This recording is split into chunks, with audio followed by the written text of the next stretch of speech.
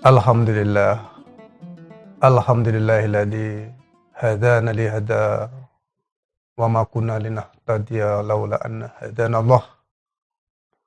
Asyhadu an la ilaha illallah wa asyhadu anna Muhammadar Rasulullah. Allahumma shalli wa sallim wa barik ala sayyidina Muhammad wa ala ali sayyidina Muhammad la nabiyya ba'da. Assalamualaikum warahmatullahi wabarakatuh. Puji syukur kehadirat Allah Subhanahu wa taala atas anugerahnya, maka pada kesempatan ini kita dapat berjumpa kembali.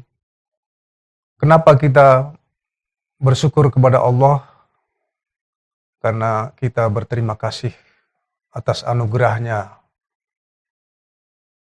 Anugerah yang dimaksud ini adalah anugerah yang ketika itu dalam ayatnya summa sawahu wa nakafihi muruhi ila qalilan. Aku tiupkan ruh ciptaanku, itu yang dikatakan anugerah.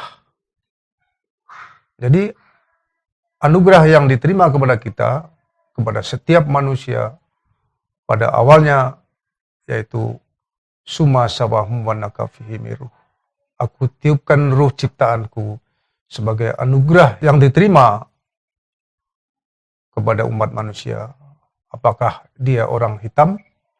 Apakah dia orang putih?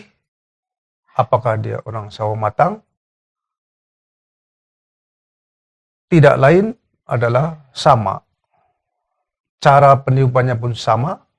Bagaimana Allah meniupkan ruhnya, ciptaannya kepada Adam hingga sampai hari ini, itu prosesnya sama.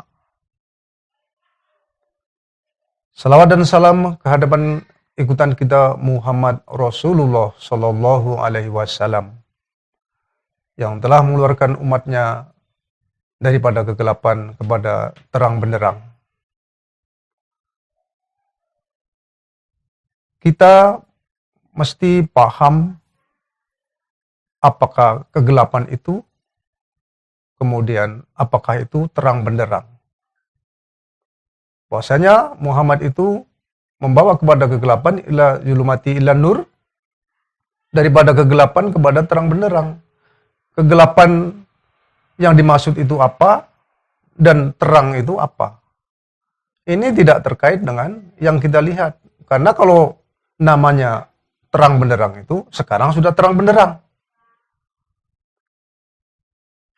Jadi begitu, terang benderang ini maknanya yang dalam hati itu yang sebenarnya yang mendapatkan terang benderang tadi. Kegelapan artinya karena kita hati ini selalu mengikuti hawa nafsunya. Apa hawa nafsu itu? Sebagai manusia yang normal, kita selalu mengikuti apa yang dirasa. Melihat orang membeli TV, kita iri.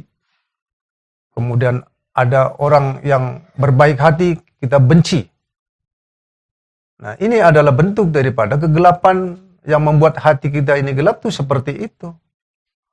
Jadi mestinya kita sadar bahwasanya Muhammad Rasulullah itulah yang membawa dari kegelapan, karena kita berkecimpung dengan hawa nafsunya kepada yang tidak menggunakan hawa nafsu, terang benderang di mana kita akan bahas bagaimana kita mendapatkan suatu cahaya yang dikatakan untuk menerangi hati kita. Baiklah. Beberapa waktu yang lalu sudah kita belajar mengenai thariqah, ataupun saya mendapatkan suatu petunjuk yang harus saya lalui melalui thariqah, kemudian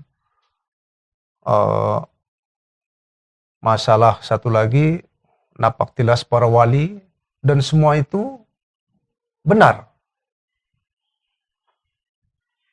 Yang mereka lakukan, thariqah ataupun para wali-wali itu dalam rangka mencari petunjuk. terserah atau tergantung kepada diri kita masing-masing bagaimana cara menerimanya. Maka jika paham, bolehlah digunakan. Jika tidak, berikhtiarlah. Karena berikhtiar adalah kewajiban sebagai umat manusia di dalam kita mencari kebenaran daripada Allah dan Rasul-Nya, yakni petunjuk Allah atau hadain Allah.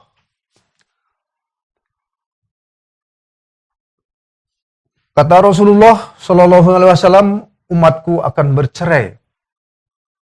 Maksudnya bercerai menjadi 73 golongan.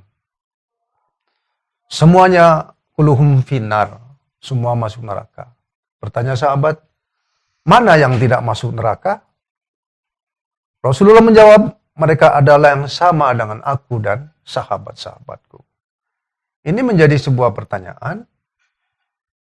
Kiranya kalau Muhammad Rasulullah sudah memberi pekabaran 14 abad yang lalu, kita mesti pertanyakan kepada diri kita, 73 golongan itu banyak. 73 itu bukan sedikit, hanya satu yang masuk surga, yang mengikut aku dan para sahabat. Kita akan menggali lagi, karena pada saat ini saya berkesempatan, belum juga hingga hari ini menemukan Tuhan sebenarnya seperti apa. Kita di mana-mana mencari Tuhan, bahkan sampai bertengkar untuk mencari Tuhan karena memakai dalih-dalih, dalih Al-Quran, ayat ini, ayat itu. Seperti yang saya katakan, sebenarnya tidak sulit untuk mencari Tuhan. Tapi baiklah, saya akan sedikit menceritakan ketika saya masuk ke dalam aliran tasawuf. Bagi saya pribadi, tasawuf itu adalah pemikiran. Pemikiran ataupun pendapat. Jadi tidak ada yang, kalau namanya pendapat atau pemikiran tentu relatif. Artinya, boleh jadi itu bisa menolong, boleh jadi itu tidak bisa menolong.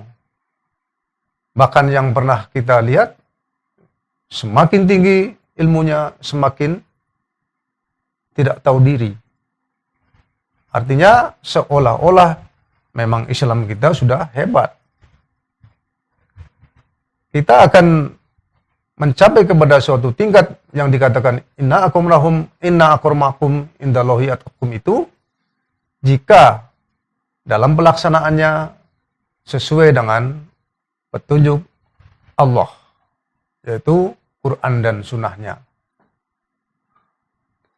Ketika saya masuk ke dalam tasawuf, berjumpalah dengan seorang ahli tasawuf. Beliau dari Angkatan Darat, kalau nggak salah udah sersan mayor. Beliau mengajari saya, dan beliau juga punya guru, sama juga, lebih tinggi lagi tingkatannya. Namun saya tidak melihat daripada siapa yang mengajar. Saya tidak melihat siapa yang memberi pelajaran. Atau jangan kita melihat siapa yang bercakap atau siapa yang berkata, tapi lihatlah atau dengarkan apa yang disampaikan itu. Apa yang dikata itu. Benarkah sudah sesuai dengan yang kita carikah? Atau mungkin akan berbeda pendapat? Maka itu kita jangan sampai terprovokasi agar pandangan, pendengaran jangan sampai salah. Salah melihat, maka akan berbahaya. Juga salah mendengar, lebih berbahaya. Tasawuf itu sendiri saya jalani sekitar hampir 3 tahun. Beliau menyampaikan kepada saya ajaran-ajaran yang harus dilakukan sama, yaitu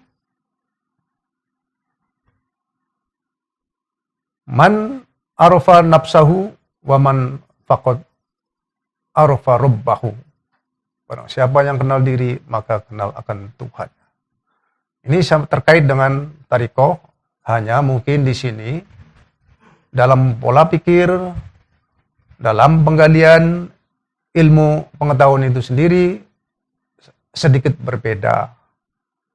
Contoh, di dalam kita mempelajari tasawuf ini adalah bagaimana perilaku kita ini, yang dikatakan bahwa segala akulah yang memukul, akulah yang berjalan, akulah yang memperjalankan, itu kata Allah.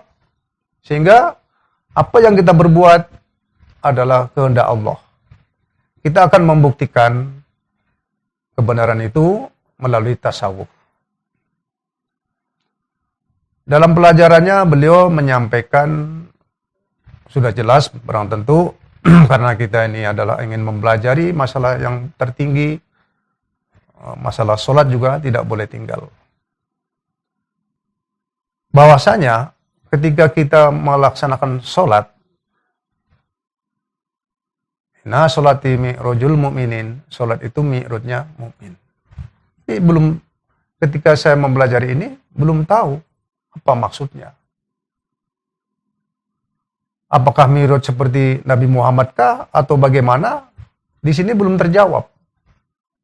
Ternyata bahwa yang disampaikan ini adalah menyangkut dengan amalan yang akan diberi kepada saya.